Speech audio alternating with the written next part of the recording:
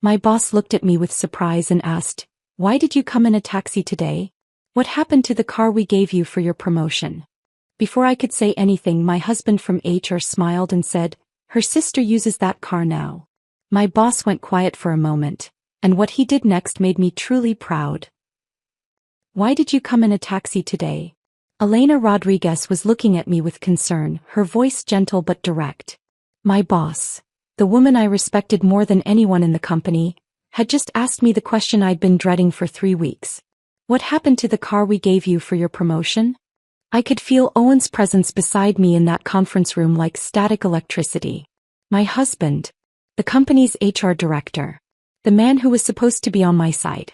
Before I could answer, before I could make up another excuse about car trouble or maintenance or anything that would protect him, Owen spoke. "Her sister is using that car now." His tone was so casual, so matter-of-fact, like he was commenting on the weather. Like he hadn't just announced to my boss that he'd given away company property without my permission. The silence that followed lasted maybe 3 seconds. But in those 3 seconds I watched my entire marriage, my career, my carefully constructed life, all of it, start to crack apart. And Elena's face told me she was about to do something about it. But I'm getting ahead of myself. Let me back up. Let me tell you how I got to that conference room, to that moment, to the point where my own husband could casually destroy me in front of my boss without even looking up from his phone. It started 3 weeks earlier, over breakfast. I'd woken up at 6:15 a.m. like I had every morning for 6 years, slipping out of bed without waking Owen. The house was silent except for the hum of that expensive espresso machine he'd insisted we buy, restaurant grade, professional quality, something I'd never learned to use properly because the third time I tried, he'd sighed and taken over because I was doing it wrong. So I made instant coffee instead. The cheap kind Owen said was garbage. I microwaved water in a mug and stirred in the crystals, standing at the kitchen window and watching the sunrise paint Camelback Mountain in shades of pink and gold. My Audi should have been in the driveway. The pearl white Q5 with caramel leather interior that came with my promotion to Senior Solutions Architect last year. My designated parking spot at work had been empty for weeks now, and every morning I stood at this window, I felt that absence like a missing tooth. You can't stop touching it with your tongue even though it hurts. I told myself it was temporary. That Owen's sister Charlotte really did need it. That I was being difficult, materialistic, petty for caring so much about a car. But standing there with my cheap coffee, feeling the silence of the house press down on me, I knew it wasn't really about the car. It was about the fact that I was disappearing. Not dramatically. Not in some obvious way that people could point to and say, that's when Abigail Morrison lost herself. But in small daily erasures. My coffee preferences didn't matter because Owen's espresso machine was better. My work schedule didn't matter because Owen had already volunteered me for his mother's charity board. My company car didn't matter because Charlotte needed it more. My voice, my choices, my needs, all of them filed under not important right now until there was almost nothing left. That particular morning 3 weeks ago, Owen had been sitting at the kitchen island scrolling through his phone with one hand, eating steel-cut oats with the other. His personal trainer recommended them, high-fiber, sustainable energy. We'd stopped buying the cereal I liked 6 months ago. "Charlotte's Jeep is in the shop," he said without looking up. His voice was casual, distracted. "She's got that big interview Tuesday. Think she could borrow your car for a couple days?" I'd hesitated, my fork halfway to my mouth. The Audi wasn't really mine, not the way Owen made it sound. It was company property assigned to me as part of my promotion package. My name was on the registration. I was responsible for it. If Charlotte got into an accident, got a ticket, anything, I'd be the one answering to Scottsdale Tech's legal team. "I don't know if that's a good idea," I started to say. "It's technically company property and I'm liable if..." Owen's eyes flicked up from his phone. Just for a second. But that look said everything. The one that made my stomach tighten. The one that told me I was about to fail some invisible test I didn't know I was taking. "You don't trust my family, do you?" His voice was quiet, almost sad. "After everything they've done for us?" There was the trap I'd learned to recognize but never learned to avoid. His parents had loaned us the down payment for our house 3 years ago. $40,000 that Owen brought up whenever I tried to set a boundary with his family. When his mother called at 10 p.m. on work nights and I didn't answer. When I suggested we skip his brother's birthday party because I had a major presentation the next day. When I asked if we could spend Christmas with my family for once. The down payment. Always the down payment. Of course I trust them, I heard myself say. The words came out automatically like I'd been programmed. She can take it. Owen smiled, not the real smile I'd fallen in love with 6 years ago, but the one that meant he'd won something. Thanks, babe. You're the best. He went back to his phone. I went back to my oatmeal. And that sick feeling in my stomach settled in a little deeper. Charlotte was supposed to return the car after 2 days. Then it was 3 days. Then a week. Then just a few more days, turned into she's got client meetings, turned into her Jeep needs more work than they thought.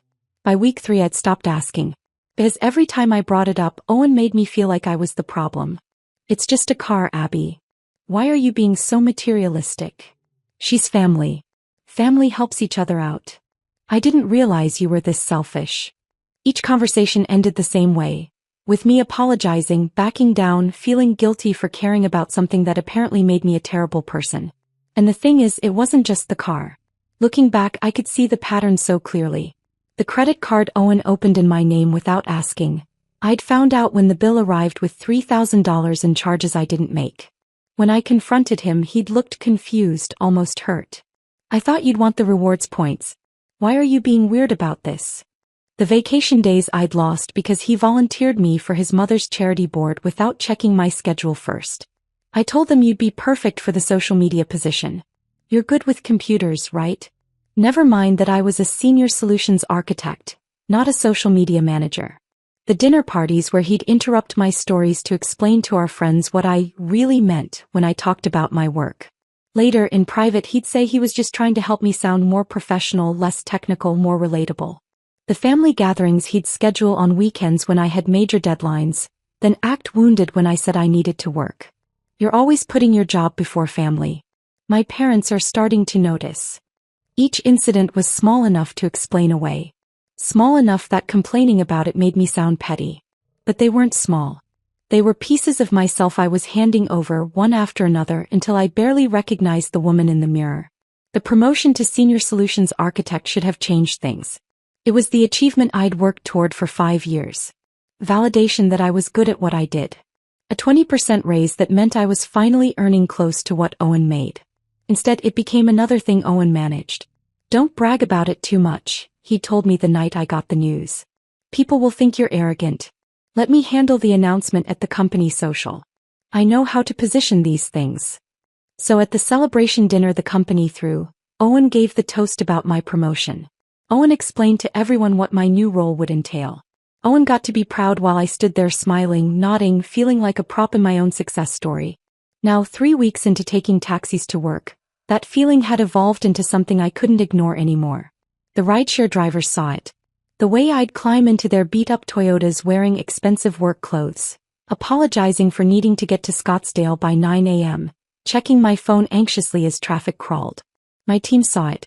The careful glances they'd exchange when I rushed in 13 minutes late, flustered and apologetic, my hair still damp because I'd had to wait for the rideshare instead of leaving on my own schedule. I'd been the first person in the office every morning for 3 years. Now I was the one who couldn't get it together, who smelled like someone else's vanilla air freshener, who was always running behind. My assistant Jennifer had started giving me those looks. The kind you give someone who's falling apart but won't admit it. Everything okay, Abigail? She'd asked yesterday, her voice gentle. Fine, I'd said automatically. Just some car trouble. She'd nodded, but her eyes said she didn't believe me. The worst part wasn't the logistics or even the money, though watching $15 to $20 disappear every morning added up fast. The worst part was Owen's complete indifference to what this was costing me. Every morning I'd ask about the car. Every morning he'd have a reason why Charlotte needed it just a few more days. When I pushed harder, his patience would evaporate. It's just a car, Abby. Why are you making everything so difficult? And I'd back down. Because somewhere in the past 6 years I'd learned that pushing back cost more than giving in. That Tuesday morning, the morning of the leadership meeting, I'd paid the taxi driver $14 and rushed into the building with 8 minutes to spare. My phone had buzzed with a text from Elena. * leadership meeting at 9. Conference room B. Don't be late. *. I'd made it to my desk, grabbed my laptop and walked into that glass-walled conference room at 8:58 a.m. My team was already there. Marcus with his thermal coffee mug. Jennifer with her color-coded planner. The two new hires whose names I kept mixing up. And Owen. Standing next to Elena in his navy suit and burgundy tie, wearing his HR director smile. We'd left home together 40 minutes earlier in tense silence. Now he looked at me like I was just another employee. The meeting started normally enough. Elena discussed Q4 priorities. Marcus presented the new client dashboard. Jennifer outlined the API integration timeline.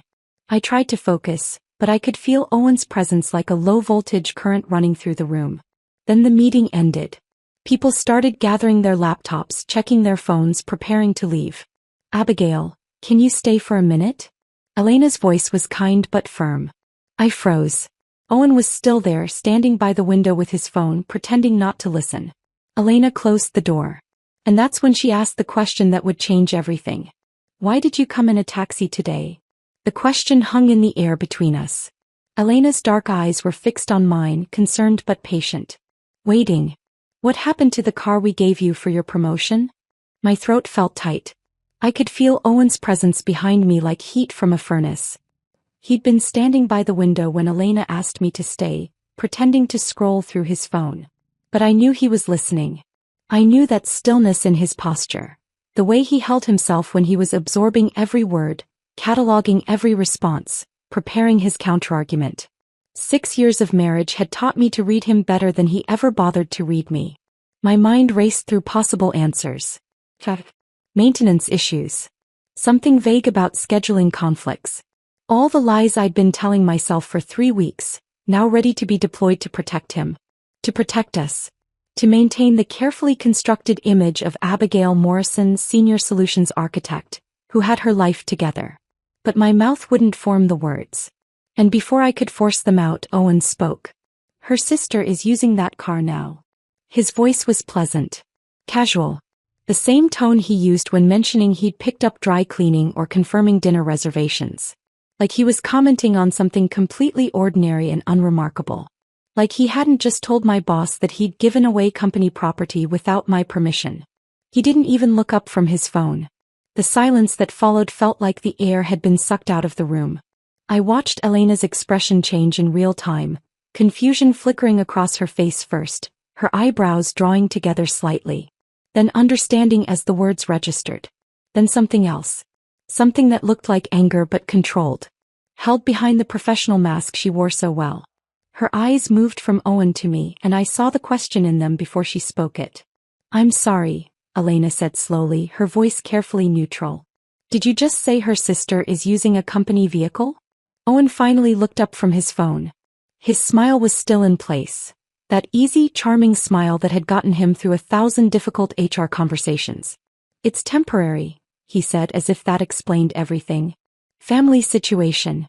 Charlotte needed reliable transportation for some important meetings. You know how it is. Charlotte is your sister, Elena said. Her voice had gone cold in a way I'd never heard before. Not Abigail's. Something shifted in the air. I felt it like a physical thing. The moment when the performance became real, when the carefully maintained separation between our personal lives and professional lives collapsed completely. And I realized I had a choice to make. I could back Owen up. I could smile and nod and say yes, it was temporary, it was fine, I'd agreed to it. I could protect him the way I'd been protecting him for 6 years, making myself smaller so he could stay comfortable.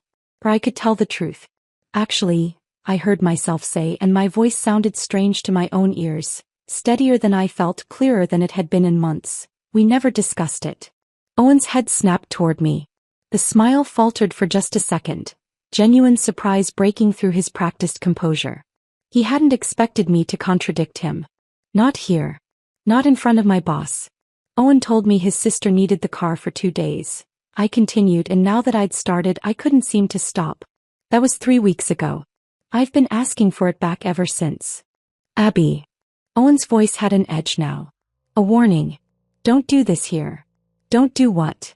Something was rising in my chest. 6 years of swallowed words, unspoken resentments, accommodations I'd made while telling myself it was compromise. Tell the truth about what happened to company property? You're making this into something it's not. No, I said, and I was standing now, though I didn't remember getting up. I'm finally being honest about what's been happening. The car is registered to me. It's company property. I'm liable for it. Your sister has had it for 3 weeks without authorization, and every time I've asked for it back, you've made me feel like I'm being unreasonable for caring. Owen's jaw tightened. That muscle in his cheek that twitched when he was angry. This is a private matter between us. We can discuss it at home. It stopped being private when it involved company assets, Elena said, and her voice cut through the tension like a blade. She stood up, and there was something formidable about her in that moment. This woman who'd always been kind to me, encouraging, supportive. Now she looked like someone who could dismantle a person with words alone. Owen, you need to leave. Abigail and I need to talk. As Director of Human Resources, Owen started. You'll recuse yourself from any matters involving your spouse, Elena interrupted, and the smile on her face was sharp enough to draw blood. That's policy. Section 4, Paragraph 2 of the Employee Handbook. You wrote the policy, in fact. I remember the meeting. For a long moment, Owen just stood there. I watched him calculating, weighing his options. His eyes moved from Elena to me and back again. I could see him trying to figure out how to regain control of the situation, how to reframe this so he came out looking reasonable. But there was no reframe available. Not this time. He straightened his tie with sharp, precise movements. Fine, he said, his voice tight. I'll be in my office if you need me. He picked up his phone and walked to the door. His hand was on the handle when he paused, looking back at me. Not at Elena. At me. The expression on his face was one I'd seen before. Usually late at night after I'd pushed back on something he wanted. After I'd set a boundary he didn't like. After I'd made him feel like he wasn't in control. It was disappointment mixed with something colder. Something that said, you'll regret this. Then he was gone, the door clicking shut behind him with a soft, final sound. I stood there in the sudden silence, my heart pounding, my hands trembling slightly. I'd just contradicted my husband in front of my boss.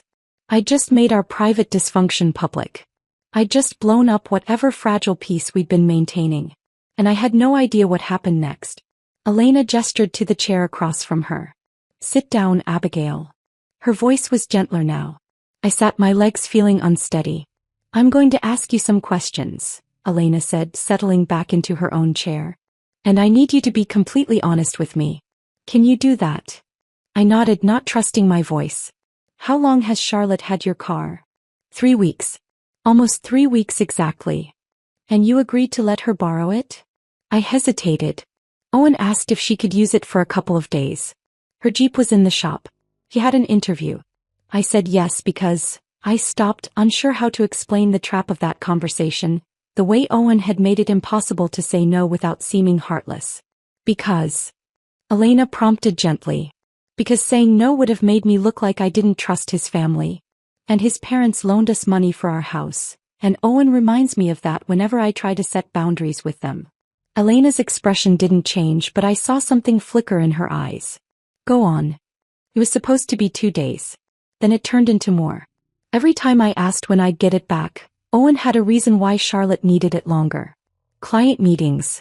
Networking events. Her Jeep needed more work. And when I pushed, he'd make me feel like I was being materialistic and selfish. Like caring about the car meant I was a bad person. The car is company property, Elena said. Assigned to you as part of your compensation package. You're responsible for it. I know. I tried to explain that to Owen, but he said I was hiding behind policy to avoid helping family. Elena was quiet for a moment, her fingers drumming softly on the conference table. Then she asked a question that made my stomach drop. Abigail, is this the first time Owen has used his position or your relationship to influence your professional life? The question sat between us like a live grenade. I thought about the credit card Owen had opened in my name without asking. The way he'd pressured my supervisor to lower my performance ratings because he said it wouldn't look right if I got top marks while other people were being managed out. The vacation days I'd lost because he'd volunteered me for things without checking my schedule. The promotion opportunities I'd missed. And now I wondered if Owen had anything to do with those too. I thought about Vanessa, the woman I'd later learn had worked under Owen years ago, who'd quit because he'd made her work life unbearable after she set boundaries with him. I thought about 6 years of small erosions, tiny compromises, moments where Owen had made me question my own judgment and perception until I couldn't trust myself anymore. "No," I said quietly. "It's not the first time." Elena leaned forward, her expression serious. "I need you to tell me everything, Abigail. Not just about the car. Everything. And I need you to be specific.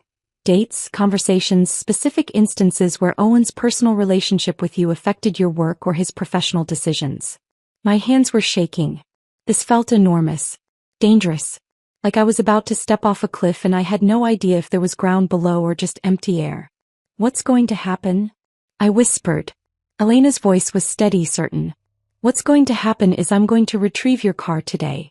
And then I'm going to have a very serious conversation with our CEO about whether someone who can't maintain professional boundaries should be running our HR department." She stood up and walked to the door, opening it slightly. "David," she called to her assistant, "I need you to contact our legal team. Tell them it's urgent. Unauthorized use of company property and potential conflict of interest in HR operations." Then she turned back to me and her expression softened slightly. "Abigail, I need you to understand something. You're one of our best architects.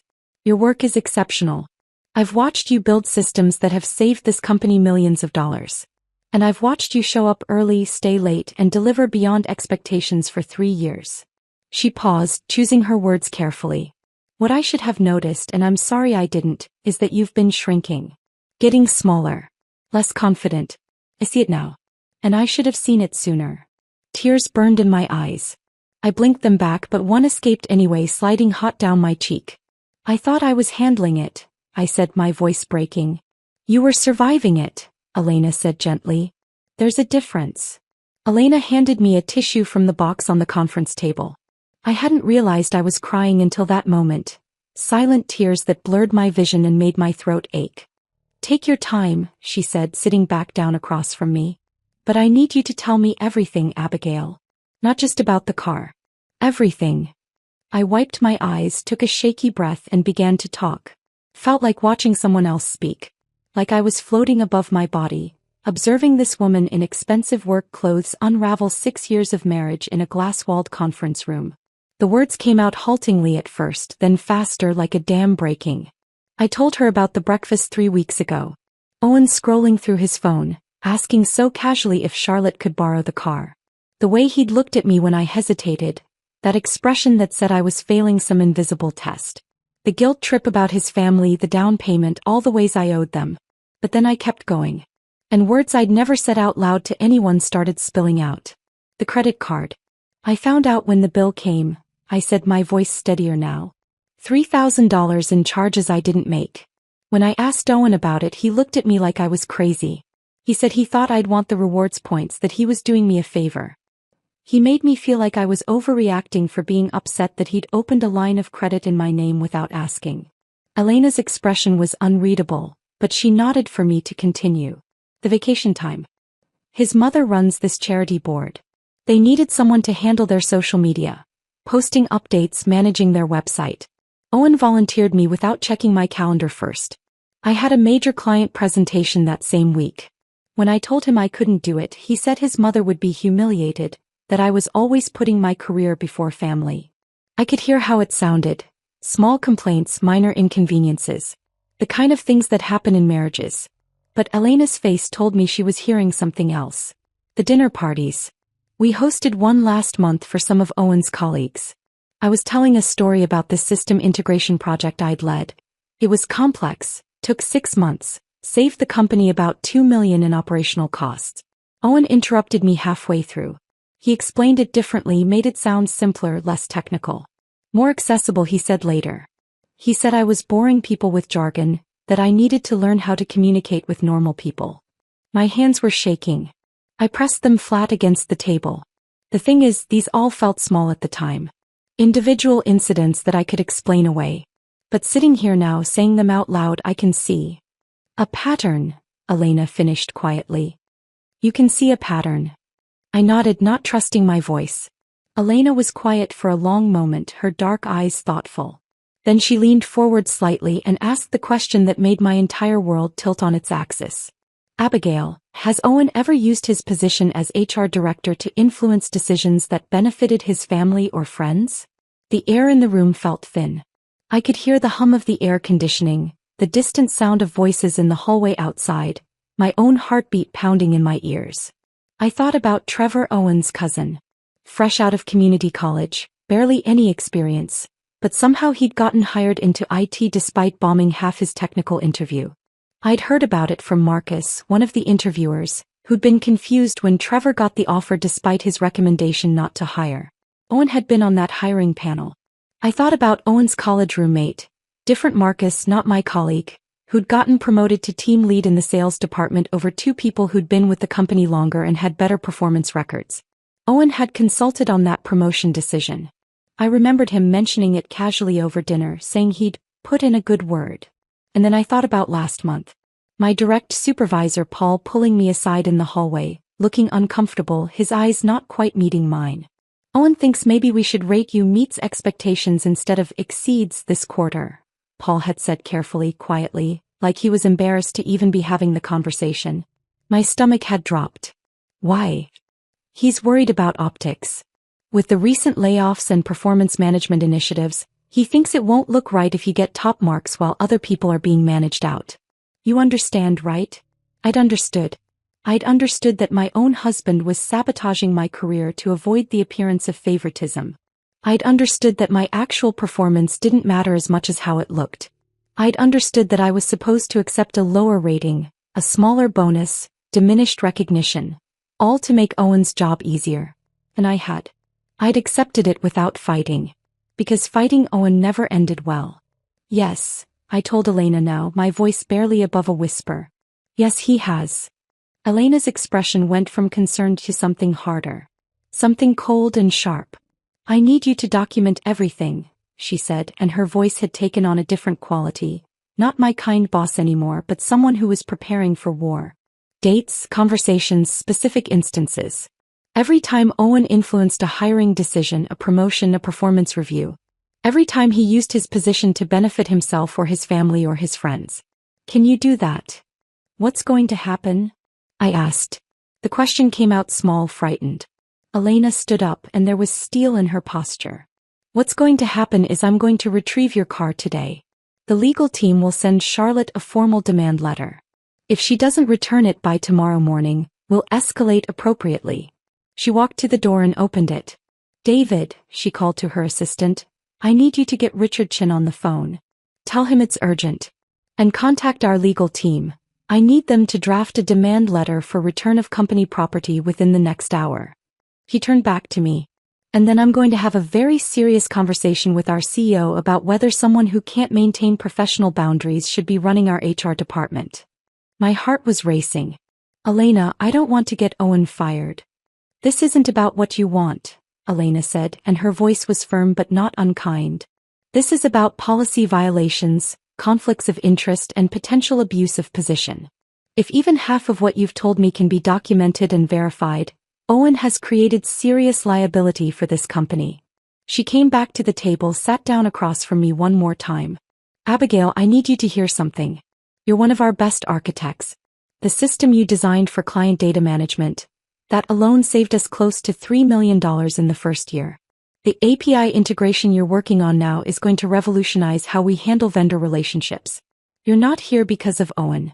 You're here because you're brilliant at what you do. Her expression softened slightly. But what I should have noticed, and I'm sorry I didn't, is that you've been shrinking. Getting smaller. Less confident. A year ago you would have pushed back when I questioned the API timeline. You would have defended your work. Now you apologize first and explain second. I see it now. I should have seen it sooner. The tears came again, hot and unstoppable. I thought I was handling it. You were surviving it, Elena said gently. There's a difference. She pulled a legal pad from her briefcase and slid it across the table with a pen. Write down everything you can remember. Start with the most recent incidents and work backward. Be as specific as possible. Dates, times, witnesses if there were any. Don't worry about making it organized or formal. Just get it all down. I stared at the blank page, pen in hand, feeling the weight of what I was about to do. Take the rest of the day, Elena said. Don't go home if you don't want to. Go to a coffee shop, a friend's house, anywhere you can think clearly. Write everything down. Send it to me by end of day tomorrow. She stood up, then paused at the door. And Abigail, what Owen did, making you feel crazy for having normal boundaries, using his position to control you, volunteering you for things without consent. That has a name. And it's not okay. Not in a marriage, and definitely not in our workplace. I left the building in a daze. The Phoenix heat hit me like a physical wall when I stepped outside, but I barely felt it. I got into a ride-share, another $14 I couldn't really afford, and gave the driver the address of a coffee shop in Scottsdale I used to go to before Owen decided it was overpriced and pretentious. The coffee shop was busy with the late morning crowd. I ordered something expensive without looking at the price, found a corner table and sat there staring at my phone. 17 missed calls from Owen. 23 text messages. We need to talk. Come home. Why are you ignoring me? This is ridiculous, Abby. You're making a huge mistake. My mother is calling me. What did you tell Elena? Answer your phone. I turned the phone face down and tried to breathe. My hands were still shaking. Everything felt surreal. The normalcy of the coffee shop, people on laptops working, couples having conversations, someone's child coloring at a nearby table. The world going on as usual while mine fell apart. I needed to talk to someone. Someone who would tell me if I was overreacting, if I was making too big a deal out of this, if I was about to ruin my marriage over things that didn't really matter. I picked up my phone and called Rachel. She answered on the second ring. Hey, I was just thinking about you. What's up? Rachel, my voice cracked. Something happened at work. With Owen. I need to talk to you. Her tone changed immediately, sharpening with concern. What did he do? So I told her. All of it. The car, the conference room, Elena's questions, the investigation that was about to start. The words tumbled out faster than I could organize them, overlapping and circling back, but Rachel listened without interrupting. When I finished, there was a beat of silence. Then, he did what? Her voice was sharp with fury. Abby, that's not just inconsiderate. That car is your compensation. Your property. Your responsibility. What he did, that's financial abuse. He knew exactly what he was doing. He said it was temporary, I heard myself say weakly. That I was being selfish about family. His family, not yours, Rachel shot back. And he's an HR, he knows company policy better than anyone. He knew giving away your company car without authorization was wrong. He counted on you being too nice to call him out on it. He was right. I'd spent 6 years being too nice. 6 years making myself smaller. 6 years accepting less and less until there was almost nothing left. And it had cost me everything. You need to get out of there, Rachel said, her voice firm through the phone. Don't go home tonight. Come stay with me. I was still sitting in that coffee shop in Scottsdale, my expensive drink going cold in front of me. The afternoon sunlight streaming through the windows felt too bright, too normal for what was happening. I can't just leave, I said. We own a house together. Where would I even? My apartment. Guest room. It's yours for as long as you need it. Rachel's tone left no room for argument. Abby, listen to me.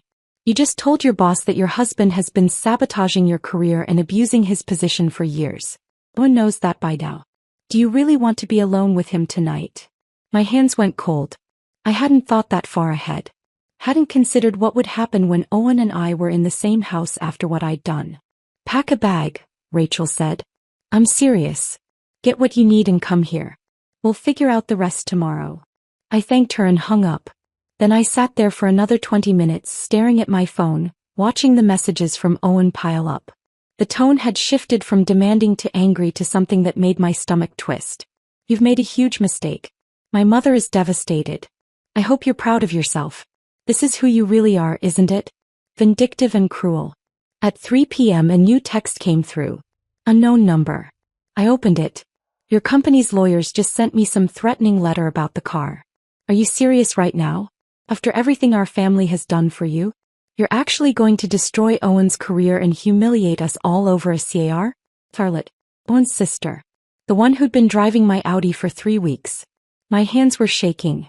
Part of me, the part that had been trained over 6 years, wanted to apologize immediately. To text back and say it was all a misunderstanding, that I'd fix it, that I was sorry for causing trouble. But a larger part of me, the part that had finally woken up in that conference room this morning, felt something different. Relief. The company was actually doing something. They'd sent a legal letter. They were taking this seriously. Elena hadn't just made sympathetic noises and sent me home with empty promises. She'd taken action. I didn't respond to Charlotte's text. Instead, I checked my work email. There was a message from Elena, sent 20 minutes ago. Legal team has issued formal demand for return of company property. Vehicle must be returned to Scottsdale Tech Plaza parking lot by 10 a.m. tomorrow, or we will involve law enforcement. You did the right thing, Abigail. I screenshot the email and saved it to 3 different places. Then I turned my phone completely off. I needed silence. Space to think. Room to process what I'd just set in motion without Owen's rage or his family's guilt trips or the constant buzz of notifications telling me I was a terrible person. I ordered another coffee, this one I actually drank, and opened my laptop. The legal pad Elena had given me was in my bag. I pulled it out and started writing. Everything I could remember. The credit card. The vacation time. The dinner parties. The performance reviews.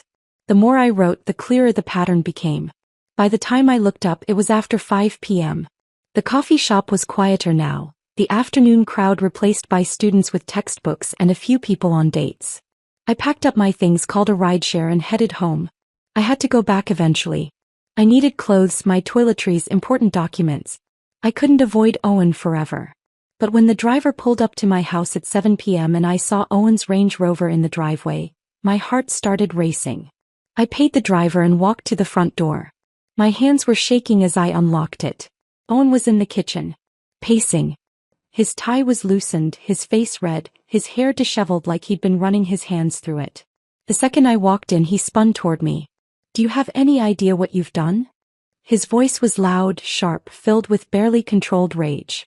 I'd heard this tone before, usually late at night after I'd pushed back on something he wanted. But never quite this intense. "Charlotte is humiliated," he continued, not waiting for me to answer. "My mother has been calling me all afternoon crying. The company sent my sister a legal threat, Abigail. A legal threat. Over a car." I set my bag down carefully on the kitchen counter. "It's not my car," I said, keeping my voice level. "It's company property. I'm responsible for it. It's been 3 weeks. Nothing happened to it. You're doing this to punish me. To get back at me for I don't even know what." His voice was rising, that edge of rage that used to make me back down immediately. "You went to Elena and made me look incompetent.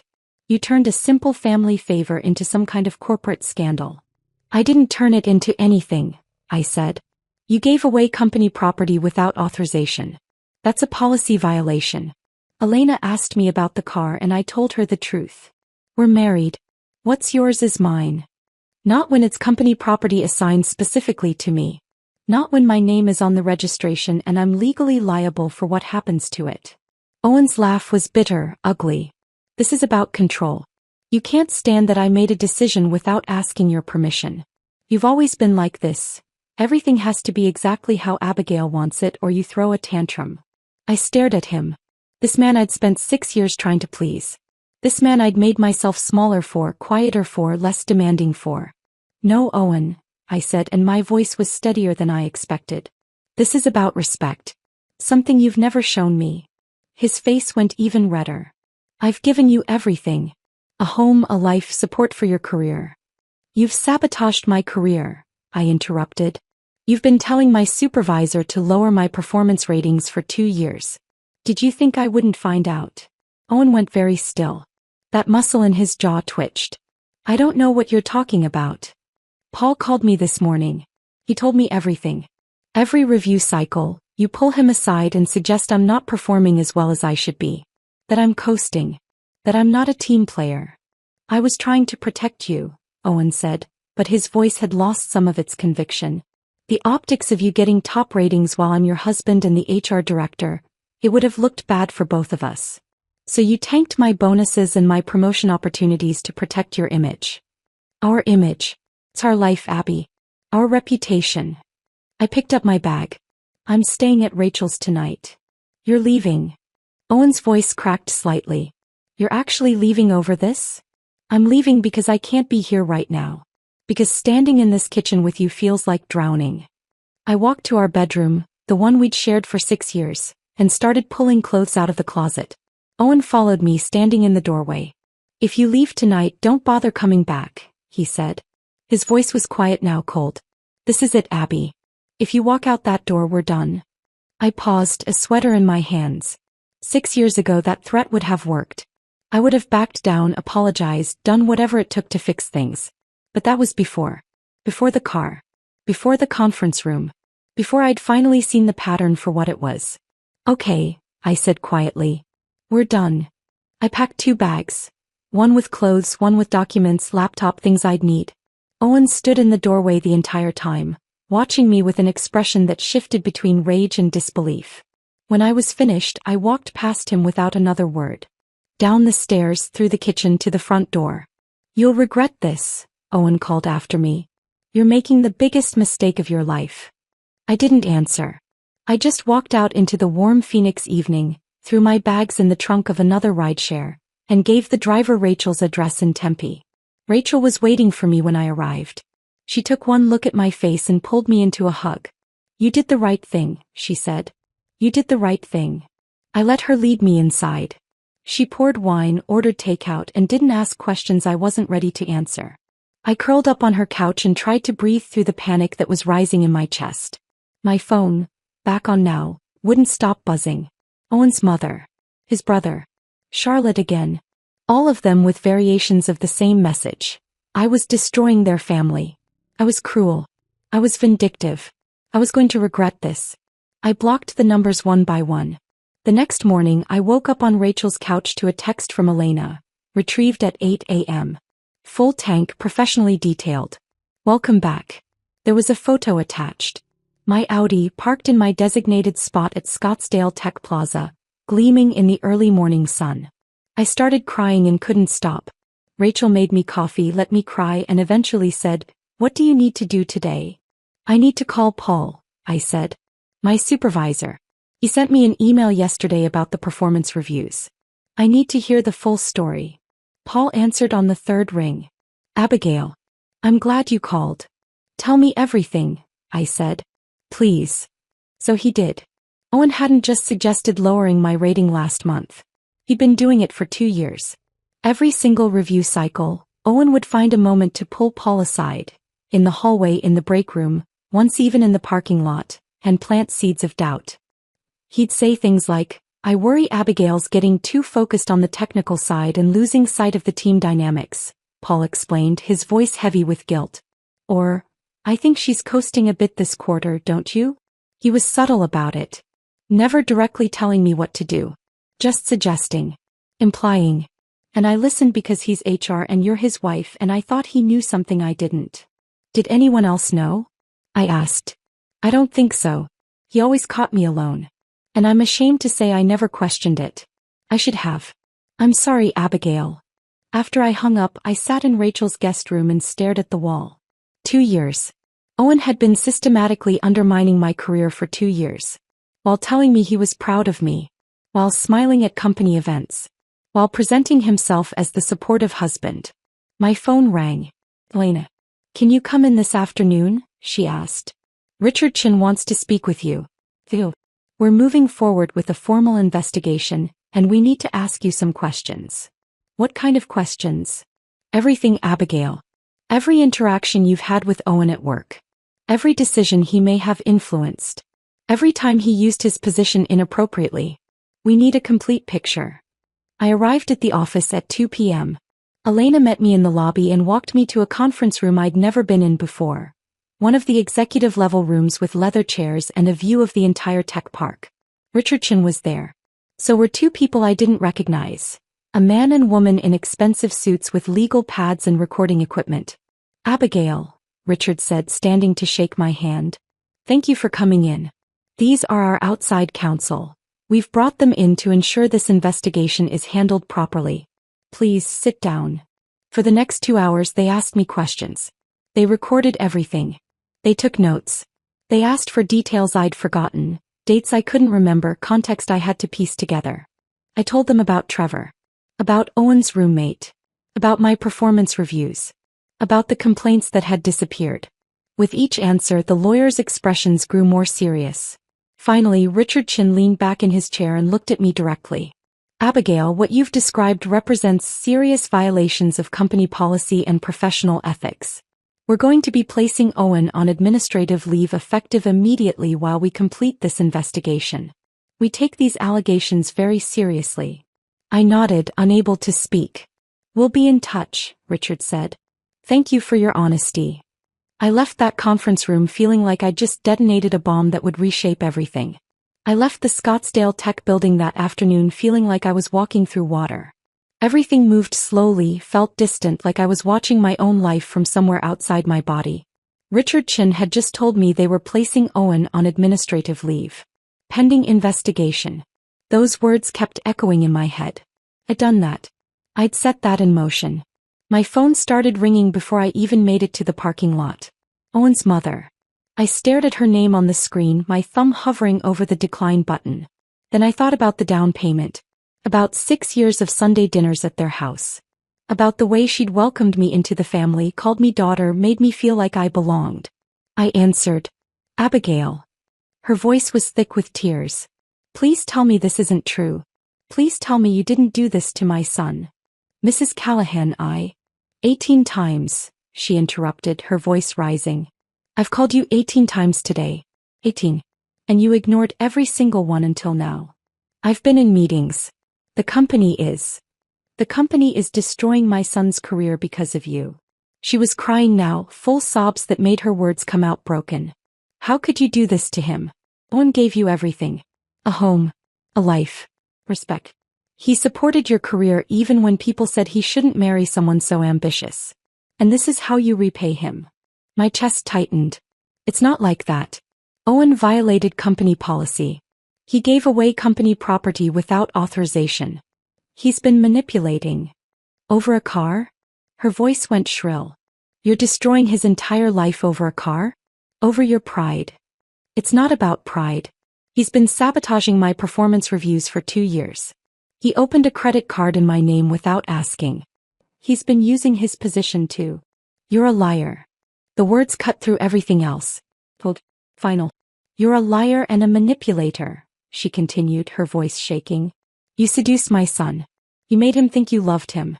And now you're trying to ruin him because you can't control him anymore. Because he finally stood up to you. That's not what happened. I've known my son for 34 years. I know who he is. And I know gold diggers when I see them. She hung up. I stood in the parking lot, phone still pressed to my ear, listening to dead air. That was just the beginning. Owen's brother posted on Facebook that evening. I didn't see it at first. I'd been avoiding social media. But Rachel showed me, her face tight with anger. Some people will destroy an entire family over material possessions. Some people value things more than relationships. Some people forget where they came from and who helped them get where they are. Praying for my brother during this difficult time. The comments were worse. Friends of Owen's family, people I'd met at holidays and birthdays, all weighing in about the unnamed person, who was clearly terrible. So sad when people show their true colors. Your brother deserves so much better. Praying for him. Some people are just users. Don't read them, Rachel said, trying to take my phone away. They don't know what they're talking about. But I couldn't stop scrolling. Watching people who'd smiled at me, hugged me, welcomed me into their family gatherings. Watching them all decide I was the villain without knowing any of the actual story. Owen's aunt left a voicemail the next day. I'd met her maybe twice. Once at the wedding, once at a Christmas party 3 years ago. Her voice was cold, clipped. I just want you to know that we see you for what you are. A gold digger who never appreciated what this family did for you. Owen's mother is devastated. His father can barely function. You've destroyed a good man's reputation, his career, his life. For what? Because you didn't get your way? I hope you're happy with yourself. I hope it was worth it. Charlotte's text came that night. 5 paragraphs. Single-spaced. It started with a list of every sacrifice Owen had supposedly made for our marriage. How he'd taken the HR director job at Scottsdale Tech instead of the higher-paying position in California because I didn't want to move. How he'd supported me through difficult periods when I was struggling with work stress. How he'd defended me to his family when they worried I was too career-focused to be a good wife. None of it was true. Or rather, all of it was true in some alternate version of reality where Owen was the hero and I was the difficult, demanding wife who needed to be managed. The text ended with, "I hope you're happy. You've destroyed a good man. A man who loved you. A man who gave you everything. And for what? The car.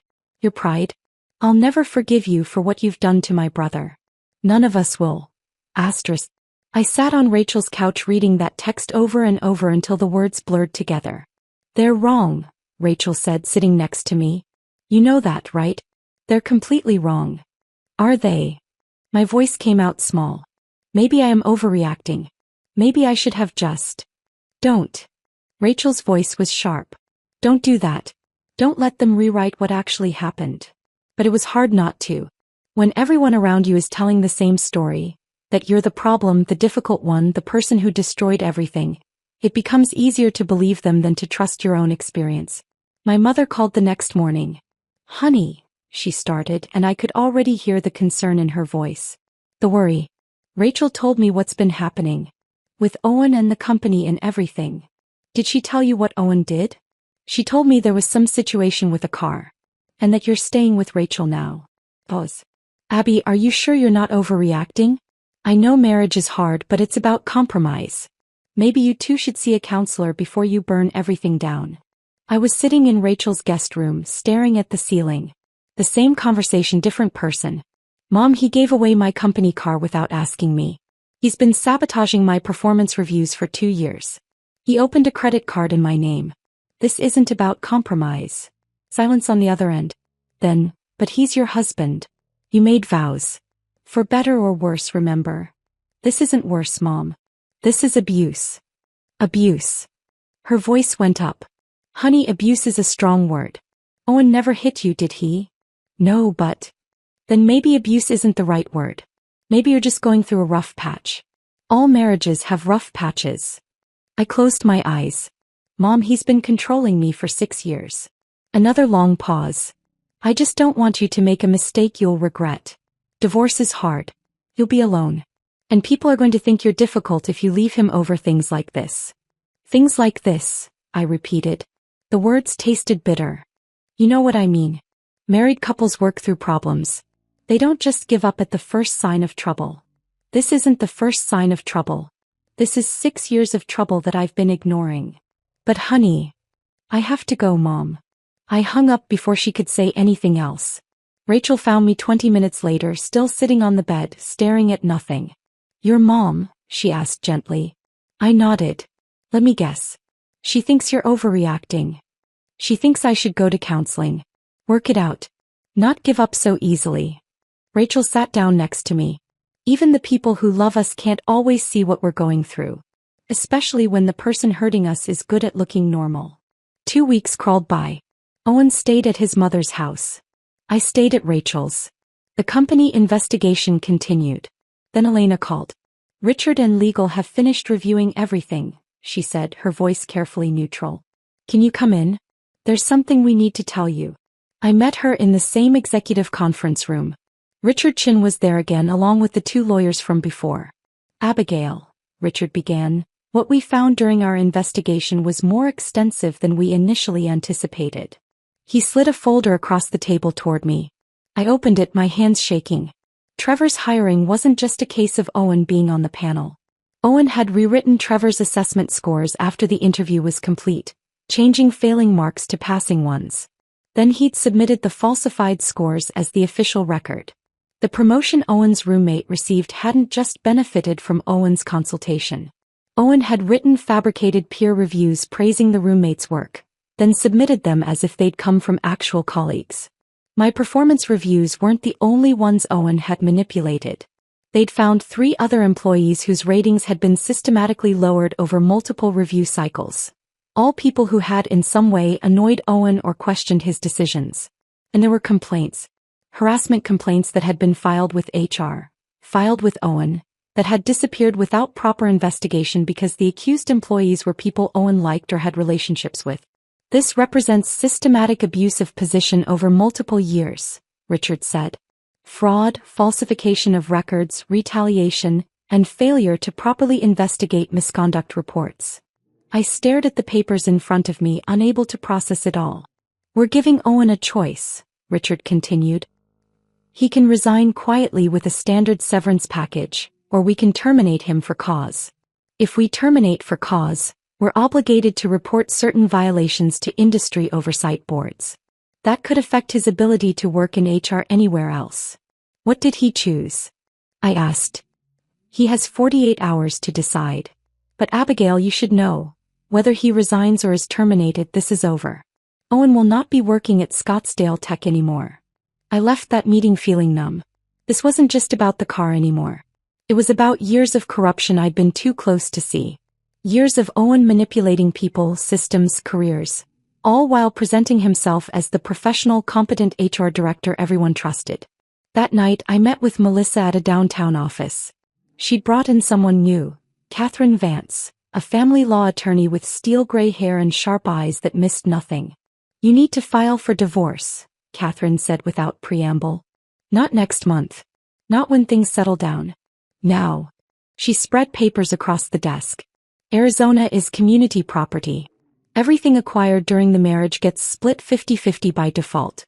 But, she looked at me directly, the credit card he opened in your name without consent? That's fraud. The way he manipulated your career? That's economic abuse. We can argue he damaged your earning potential and that you deserve compensation. My hands were shaking as I signed the retainer agreement. He's going to fight this, Catherine warned. Men like Owen don't let go easily. Are you prepared for that? I thought about the past 2 weeks. The voicemails. The texts. The social media posts. Owen's family painting me as the villain in a story they didn't understand. I'm prepared, I said. That night, Owen was served with divorce papers at his mother's house. He called me at midnight. You're really doing this? His voice was raw, broken. After everything we've been through. After 6 years. You're really throwing it all away. Yes, I said. I'm really doing this. You'll regret this, Abby. His voice changed, went cold. I'll make sure you regret this. I'll make sure everyone knows what kind of person you really are.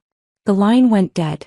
I sat in the darkness of Rachel's guest room, my phone still in my hand, wondering if I was strong enough for what was coming. Then I remembered Elena's words. Asterisk, you were surviving it. There's a difference. Asterisk. I was done surviving. It was time to live. The morning after Owen's midnight phone call, I woke up on Rachel's couch with my phone clutched in my hand and the taste of regret in my mouth. Not regret for filing for divorce, but regret that it had taken me 6 years to get here. Catherine Vance called at 8 a.m. Owen's retained counsel, she said without preamble. Gerald Hoffman. You know that name? I didn't. He's expensive and he's vicious. Specializes in high-conflict divorces. He's going to come at you hard, Abigail. Are you ready for that? I don't know, I said honestly. What does hard mean? It means discovery requests that are designed to intimidate. It means depositions where they'll try to make you cry. It means they're going to dig through every aspect of your life looking for ammunition. The first discovery demand arrived that afternoon via email.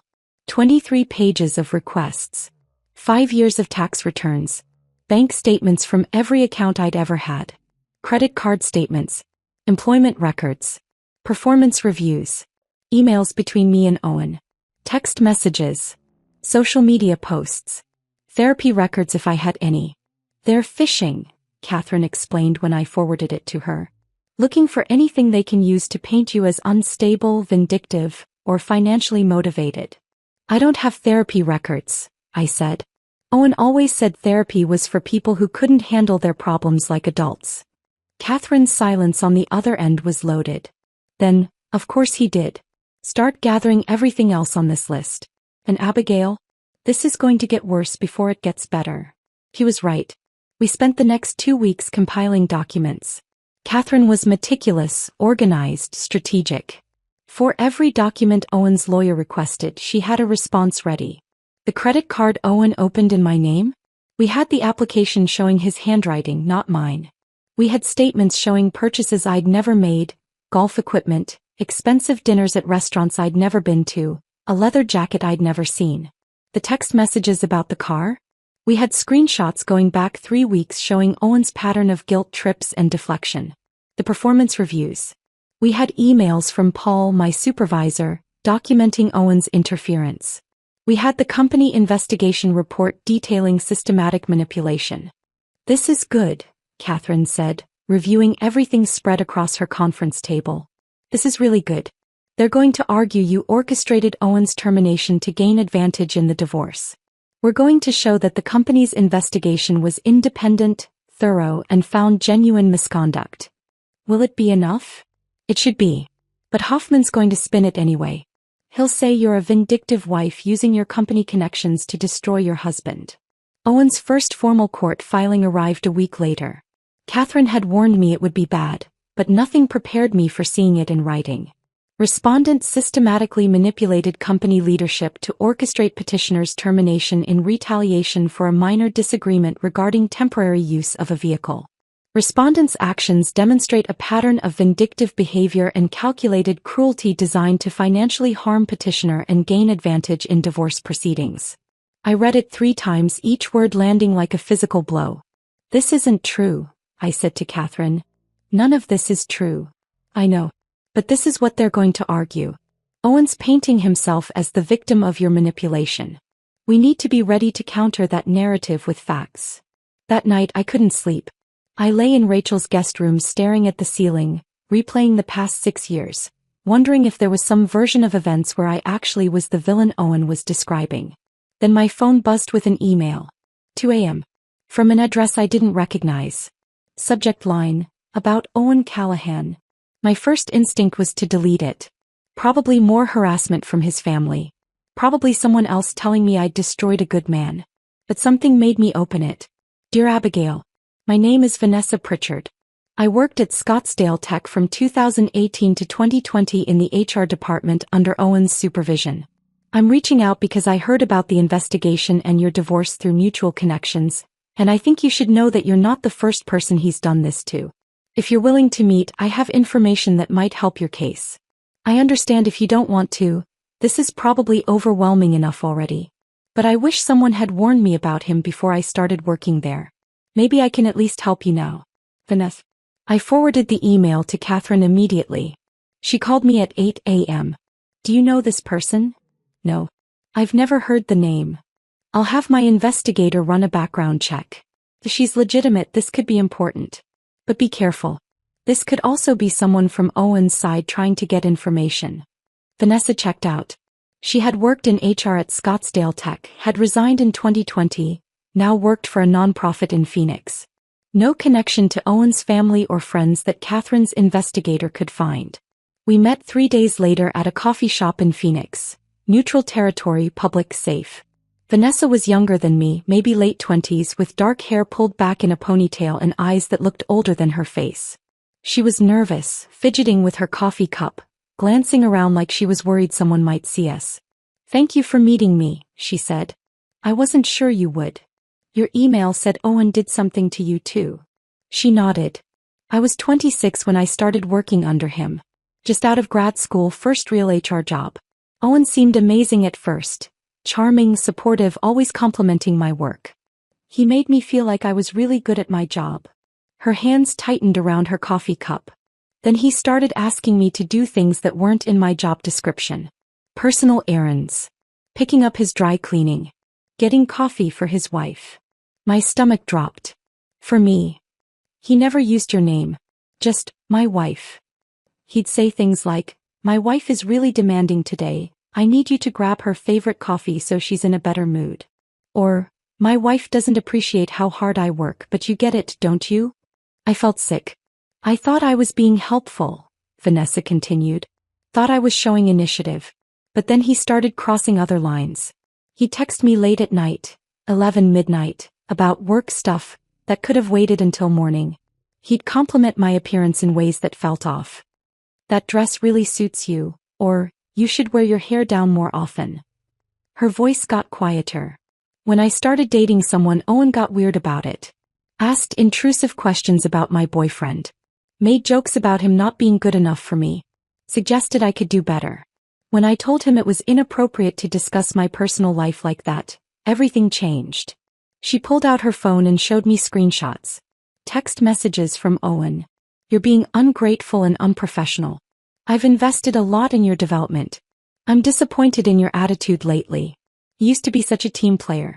If you can't handle constructive feedback, maybe HR isn't the right fit for you. Emails documenting performance issues that Vanessa insisted were completely fabricated. Write-ups for being late when she had timestamps proving she was on time. Complaints about her negative attitude and difficulty working with others. He started poisoning my reputation, Vanessa said. Telling other people in HR that I was difficult to work with, that I had personal issues affecting my judgment. I filed a complaint with his supervisor about the inappropriate texts and comments. What happened? Nothing. Owen was so good at covering his tracks. He said he was just being a supportive mentor, that I'd misinterpreted his texts, that I was obviously going through something personal that was affecting my perception. He made me sound crazy. I knew that feeling. That exact feeling of being made to question your own reality. Eventually I just quit, Vanessa said. It was easier than fighting. I found another job, moved on, tried to forget about it. Why are you telling me this now? She looked at me directly. Because when I heard Owen was being investigated, I realized I wasn't the only one. That this was his pattern. He finds someone he can control. Someone younger, someone grateful, someone who trusts him, and when they push back he destroys them. We talked for another hour. Vanessa told me about other things she'd noticed while working under Owen. The way he'd helped his cousin get hired despite failing the interview. The way he'd made negative comments about female employees who were too ambitious, or not team players. The way he'd dismissed harassment complaints when the accused were men he liked. I'm willing to testify, Vanessa said as we were leaving. If it helps. If it stops him from doing this to someone else. After Vanessa left, I sat in my car in the parking lot and cried. Not sad tears, angry tears. Frustrated tears. Tears for the 26-year-old woman who'd been excited about her first real job and ended up being manipulated and gaslit until she quit. Tears for myself who'd spent 6 years being manipulated the same way. That night I did something I'd been avoiding. I went back through my own career timeline with new eyes, looking for patterns I'd been too close to see. I'd been promoted to senior solutions architect last year. That was real. I'd earned that through my work, my systems, my contributions to the company. But what about before that? 3 years ago I'd applied for principal architect. Made it to the final round. Then got passed over for someone with less experience. 2 years ago I'd applied for VP of engineering. Again final round. Again passed over. At the time I told myself I wasn't ready. That I needed more experience. That the other candidates were just better fits. But what if that wasn't true? I reached out to Tom, a former colleague who'd been on the VP hiring panel. We met for lunch at a restaurant in Tempe. I need to ask you something, I said after we'd ordered. And I need you to be completely honest. Tom looked nervous. Okay. 2 years ago I applied for the VP of engineering role. I made it to the final round. Why didn't I get it? He shifted uncomfortably in his seat. Abby, that was a long time ago. Please. I need to know. He was quiet for a long moment. Then, Owen spoke to the hiring committee privately. After your final interview. My heart started racing. What did he say? He said you were brilliant technically. That wasn't in question. But he had concerns about your leadership presence. He said you were going through some personal issues that were affecting your judgment, and that it might be better to wait another year or two before promoting you to that level. I felt like I'd been punched in the chest. Did anyone question that? He's your husband. We assumed he knew you better than we did. I drove back to Rachel's apartment in a daze. Sat in her guest room doing math in my head. VP of engineering would have meant a 40% salary increase. Equity. A seat at the executive table. How much money had I lost because Owen quietly undermined me? How many opportunities had slipped away because the man who claimed to love me was systematically sabotaging my career? I pulled out my laptop and started making a list. Every promotion I'd applied for. Every opportunity that hadn't worked out. Every time I'd been passed over and told myself I just wasn't ready yet. The pattern was there. Clear and undeniable once I knew to look for it. Owen hadn't just been manipulating my performance reviews for 2 years. He'd been sabotaging my entire career trajectory from the beginning. I sent Catherine everything I'd discovered. The list of promotions I'd been passed over for. Tom's admission about Owen's interference in the VP hiring process. The timeline showing exactly how much money and opportunity I'd lost because my own husband had been quietly sabotaging me. "This is explosive," Catherine said when we met the next day. "This isn't just about the car or the credit card anymore. This is systematic economic abuse. We're going to use this."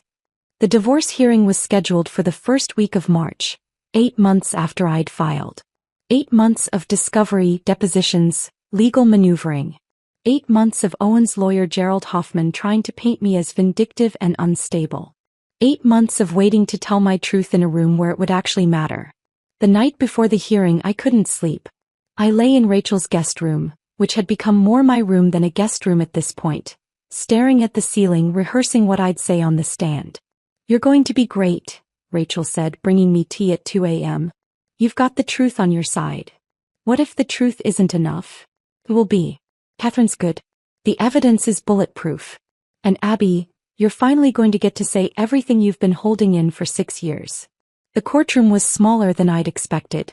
Beige walls, fluorescent lighting, that particular smell of old carpet and air conditioning. Owen was already there when I arrived, sitting at a table with Gerald Hoffman. He was wearing a charcoal suit, perfectly tailored, his hair styled, his expression carefully neutral. He looked like the Owen everyone else saw. Professional, composed, respectable.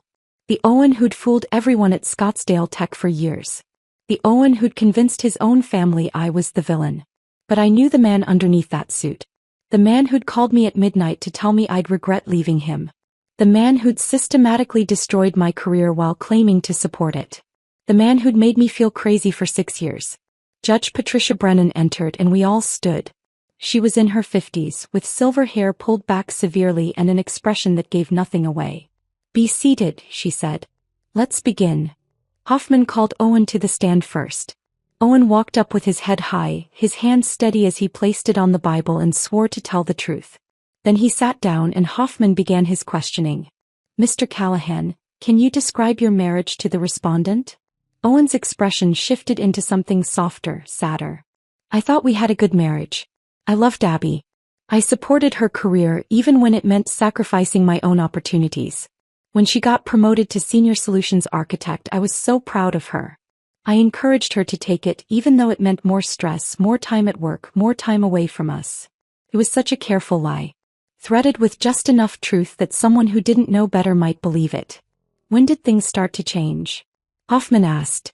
"After the promotion," Owen said, his voice heavy with manufactured sadness. "She became obsessed with status. With control. Everything had to be exactly her way. If I made a decision without consulting her first, she'd get angry. If I tried to help my family, she'd accuse me of putting them before her." I watched the judge, trying to read her expression. She was taking notes, her face neutral. "Can you tell the court what happened with the vehicle?" Hoffman asked. "My sister Charlotte was going through a difficult time," Owen said. "Her car had broken down and she had job interviews coming up. I asked Abby if Charlotte could borrow her car for a few days, just temporarily until Charlotte could get her own car fixed. Abby agreed at first, but then she changed her mind. She started demanding the car back, saying it was company property, making it into this huge issue." His voice caught slightly, like he was struggling to maintain composure. "When I wouldn't immediately demand the car back from my sister, when I asked Abby to have some compassion for my family, she went to her boss and claimed I'd given away company property. She used her relationship with Elena Rodriguez to manipulate the situation, to make me look incompetent, to destroy my career out of spite." I felt Catherine's hand on my arm, steadying me. "Keep calm," the touch said. "We'll get our turn." Hoffman walked Owen through more of the narrative. How I'd supposedly orchestrated the company investigation. How I'd filed for divorce not because of any real problems, but because I wanted to punish him for not letting me control every aspect of our lives. It was a masterful performance. Owen's voice was steady, sincere, wounded. He looked like a man who'd done everything right and been betrayed by a wife who'd changed into someone he didn't recognize. When Hoffman finished, Catherine stood up. "Mr. Callahan, she said, her voice pleasant, almost conversational. You testified that you were a supportive husband who encouraged your wife's career. Is that correct? Yes.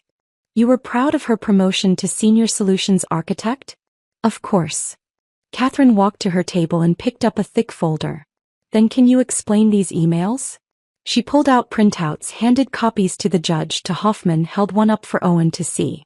These are messages from you to Paul Henderson, Mrs. Morrison's direct supervisor, dated over a 2-year period.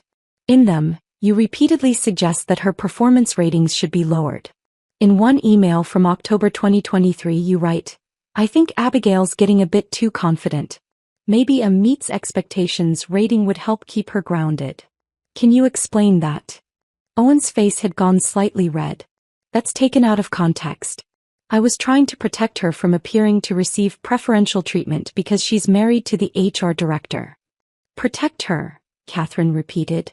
By damaging her performance record and costing her bonuses. That's not what I... Or what about this text message? Catherine held up a screenshot. This is from you to Mrs. Morrison, dated September of last year. Quote, You're getting too ambitious for your own good. Maybe you should focus more on our marriage and less on climbing the corporate ladder. Does that sound supportive? I was concerned about her work-life balance. Or this voicemail? Catherine pressed a button and Owen's voice filled the courtroom crystal clear. Paul, it's Owen. Listen, I know Abby applied for that principal architect position, but I really think she's not ready for that kind of pressure. She's been dealing with some personal issues lately that are affecting her judgment. Maybe it's better to wait another year or two before promoting her. Just my thoughts, but I wanted to share them with you. The silence in the courtroom was absolute. Those personal issues you mentioned, Catherine said. What were they? Owen shifted in his seat. I don't recall specifically. You don't recall? You told your wife's supervisor she had personal issues affecting her judgment, and you don't remember what those issues were. It was 2 years ago. Or were you simply lying to prevent her from getting promoted? Objection, Hoffman said. Argumentative. Sustained, the judge said. But her expression had changed. She was looking at Owen differently now. Catherine spent the next hour systematically dismantling Owen's narrative. She presented the company investigation findings, page after page documenting Owen's misconduct. She presented Vanessa's testimony about his pattern of manipulation. She showed the credit card application with Owen's handwriting, the statements showing thousands in purchases I'd never made. She showed evidence that Owen had manipulated hiring decisions, promotion decisions, performance reviews, not just mine but other employees too. By the time she was finished, Owen's wounded dignity had evaporated. He sat in the witness chair looking cornered, trapped, his face flushed with barely contained rage. No further questions, Catherine said. Then it was my turn. Catherine called me to the stand. My hands were shaking as I placed them on the Bible as I swore to tell the truth. But when I sat down and looked out at the courtroom, at Owen's red face, at the judge's neutral expression, at Catherine's steady, encouraging nod, something inside me settled. Mrs. Morrison, Catherine began, can you describe your marriage to Owen Callahan? I took a breath. I spent 6 years making myself smaller so Owen could feel bigger, I said. I apologized for having needs. I accepted blame for his anger. I believed him when he said I was too sensitive, too demanding, too ambitious. I let him convince me that caring about my own career made me a bad wife. I looked directly at Owen. But the car wasn't about the car. It was about the fact that you'd been taking pieces of me for years, and I'd finally run out of pieces to give. It was about realizing that I deserved a partner who celebrated my success instead of sabotaging it. It was about choosing myself for the first time in 6 years. Catherine walked me through everything. The credit card. The vacation time. The performance reviews. The lost promotions. Each answer felt like removing a weight I'd been carrying. When it was Hoffman's turn to cross-examine me, he tried his best. Suggested I'd orchestrated Owen's termination. That I'd manipulated the investigation. That I was playing the victim to gain sympathy. But I didn't waver. I reported unauthorized use of company property, I said clearly. The investigation found misconduct that had nothing to do with me. Owen destroyed his own career. The judge took 2 days to issue her ruling. When we returned to court, Judge Brennan's expression was severe. I've reviewed all the evidence, testimony, and documentation presented in this case, she began. What I've seen is a disturbing pattern of financial manipulation, professional sabotage, and emotional abuse masquerading as marriage. She awarded me the house. The one Owen's parents had helped us buy, the one he'd claimed entitled him to a larger share. She ordered Owen to pay me compensatory damages for the career opportunities I'd lost due to his interference. $75,000. She denied his request for alimony. She ordered him to reimburse me for half of all the fraudulent credit card charges. Mr. Callahan, Judge Brennan said, looking directly at Owen, you used your position, your marriage, and your family connections as weapons to control and diminish your wife. You sabotaged her professionally while claiming to support her. This court finds your conduct reprehensible. Owen's face was white with rage. As we left the courtroom, he tried to approach me. Catherine stepped between us. My client has nothing to say to you. Owen's voice was low, bitter. You'll never be happy, Abby. I looked at him, this man I'd spent 6 years trying to please, and felt nothing but pity. I'd rather be alone, I said, than be with someone who made me feel alone. I walked out of that courthouse into bright March sunlight, and for the first time in 8 months I could breathe fully. Catherine walked beside me, her briefcase in one hand, her phone already out to field calls from other clients. You did great in there, she said. I mean it. You were clear, composed, honest. The judge saw exactly what Owen is. Thank you, I said. For everything. That's my job. She stopped at her car, turned to face me. But Abigail, what you do next, that's the important part. Don't spend the next year looking back. Look forward. Build something new. I took her advice. The divorce was finalized in April. By May, I'd moved out of Rachel's guest room, where I'd lived for nearly a year, and into a small apartment in Scottsdale. 1 bedroom, big windows, a balcony that overlooked the city. It was mine. Not ours. I furnished it slowly, deliberately. A couch I picked out myself. Deep blue, comfortable, nothing like the stiff beige thing Owen had insisted on. Art on the walls that I actually liked. Abstract pieces with bold colors that made me happy when I looked at them. A kitchen table where I could spread out my laptop and work without someone telling me I was too focused on my career. Work became my refuge and my redemption. I threw myself into the API integration project that had been delayed during all the chaos. Stayed late, came in early, built something I was genuinely proud of. My team noticed the difference. The way I'd stopped apologizing before I spoke. The way I made decisions with confidence instead of second-guessing every choice. Jennifer, my assistant, pulled me aside one day in June. I don't know what happened, she said, but you're different. Better. More like the person I thought you were when I first started working for you. I'm just finally being myself, I told her. In September, 6 months after the divorce was finalized, Elena called me into her office. I walked in to find not just Elena, but Richard Chin, the CEO, waiting for me. My stomach dropped. Is something wrong? Quite the opposite, Richard said, gesturing for me to sit. We're creating a new position. VP of Solutions Architecture. The board met yesterday and unanimously agreed that you're the right person for the role. I stared at them, unable to process what I was hearing. Elena's been singing your praises for months, Richard continued. The API integration project came in ahead of schedule and under budget. The client retention rate in your division is the highest in the company. You've mentored 2 junior architects who are now outperforming people twice their age. Abigail, you're exactly what this company needs in leadership. I don't know what to say. Elena smiled. Say yes. You've earned this 100 times over. And Abigail, this time, there's no one whispering in anyone's ear that you can't handle it. The promotion came with a 40% raise, equity, a larger team, and a seat at the executive table. The same executive table where decisions about my career had been made in rooms I'd never been invited into. I hired 2 new architects that fall. Both women, both brilliant, both hungry to prove themselves. I mentored them the way I wished someone had mentored me, without games or manipulation, just honest feedback and real support. I spoke at a conference in Seattle in October. Then another in Austin in November. By December, I'd published 2 papers on systems architecture and security protocols that got picked up by industry journals. At the company holiday party, Richard pulled me aside near the bar. I need to tell you something, he said, his voice low. Owen used to talk to me about you. Before everything came out. He'd say things like, Abigail's brilliant but she's fragile. Too much pressure and she'll break. We need to be careful about how much responsibility we give her. I'm ashamed to say I believed him. I felt that old familiar tightness in my chest, but it didn't consume me like it used to. I'm glad I finally see the truth, Richard continued. What's that? That you were never fragile. You were just being crushed. I'd sworn off dating for at least a year. Maybe 2. Maybe forever. But James kept showing up. I met him at a tech security conference in November, right after my promotion. He was presenting on API vulnerabilities, and I asked a question during the Q&A that turned into a 30-minute conversation afterward. He was tall, soft-spoken, with gray streaks in his dark hair and laugh lines around his eyes.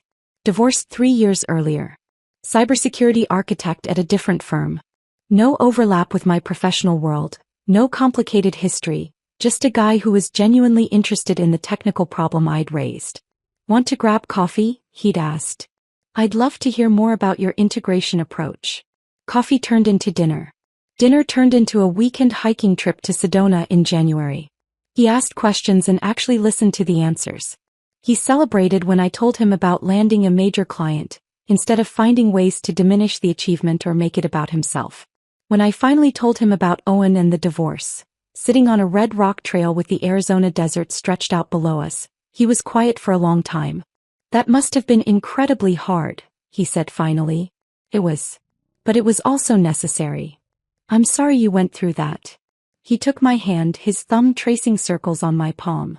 But I'm also grateful because the woman who survived that, the woman who fought her way out and rebuilt her career and learned to trust herself again, she's incredible.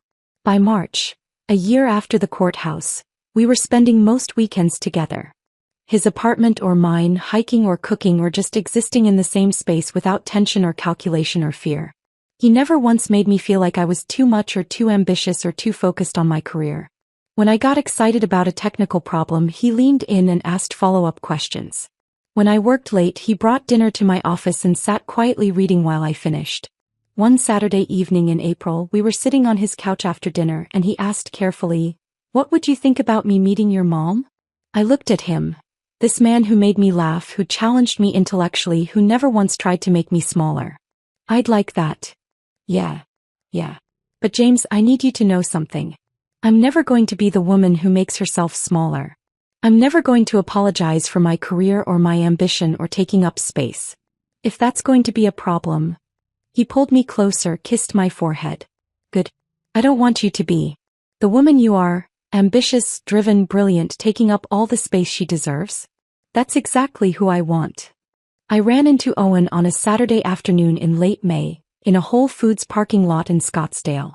I almost didn't recognize him. He'd gained weight, his hair had gone almost completely gray, and he had this look, defeated, diminished, like life had worn him down. Abby. His voice made me stop. Turn around. Owen. We stood there for a long, awkward moment. Two people who'd once shared a life, now strangers in a parking lot. I heard about your promotion, he said finally. That's really good. Thank you. I'm working at a startup now. In Tempe. Smaller company, smaller role. Fresh start. I nodded, unsure what to say. I've been in therapy, Owen continued, the words coming out stiff, rehearsed. My counselor says I have control issues. That I was not a good partner to you. That I used manipulation instead of communication. It wasn't an apology. Not quite. But it was acknowledgement, which was more than I'd expected to ever hear from him. I hope therapy helps you, I said, and I meant it. I really do. He looked at me and something in his expression cracked. That performative composure he'd always worn like armor. Are you happy? I thought about my apartment with the blue couch and the art I loved. About my job, my team, the respect I'd earned on my own merit. About James, who was probably at my place right now setting up for movie night like he'd promised. Yes, I said. I really am. Good. His voice was soft, genuine. That's good. You deserve that. We said goodbye. I watched him walk away. This man who'd once controlled so much of my life, now just another person I used to know. I felt no anger. No bitterness. Just a quiet gratitude that I'd found the strength to leave. That evening I drove home through the Phoenix sunset. My Audi, the car that had started everything, handled smoothly, the leather seats worn now in familiar places, the radio playing something I'd chosen instead of something Owen preferred. The mountains glowed pink and gold. The same colors I'd watched from my kitchen window on those mornings when I felt like I was disappearing, when Owen's espresso machine hummed and my instant coffee seemed like a metaphor for everything I'd given up. But I wasn't disappearing anymore. I was taking up space, building something real, choosing myself every single day. James was waiting when I got home, takeout spread on my kitchen table, a documentary queued up about deep-sea exploration that he knew I'd love. "How was your day?" he asked, pulling me into a hug. "Strange," I said. I ran into Owen. And it was fine. He's in therapy. He acknowledged some things. It was almost sad seeing him like that. James kissed the top of my head. "You're allowed to feel compassion for him. That doesn't mean you made the wrong choice." "I know." We ate dinner, watched the documentary, fell asleep on my blue couch with his arm around me and my head on his chest, and I felt something I hadn't felt in years. Peace. Real, uncomplicated peace. Elena had asked me once, months after everything settled, if I regretted how it all went down. No, I'd told her. I regret how long it took me to speak up. But I don't regret speaking up. She'd smiled. That warm, knowing smile that had given me courage in that conference room on a Tuesday morning that changed everything. "Watching you stand up for yourself that day," she'd said. "That made me proud to be your boss. But more than that, it reminded me why we have policies, why we protect people, and why silence is never the answer when someone's being diminished." He was right. Silence wasn't the answer. The answer was a single moment of truth in a conference room. A boss who refused to look away. A woman who finally learned she was worth fighting for. Worth every difficult conversation. Every uncomfortable moment.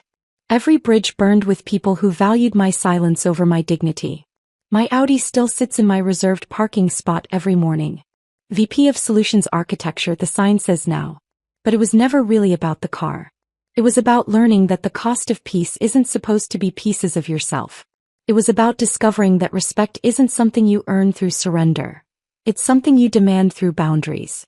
It was about understanding that the right person doesn't make you smaller. They celebrate your size. I lost a marriage. A house I'd helped pay for. Relationships with people who chose Owen's version of events over the truth. But I gained something more valuable. I gained myself. And that was worth everything.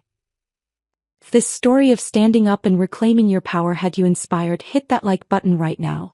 My favorite part was when Elena asked about the car and Owen casually said, "Her sister uses that car now."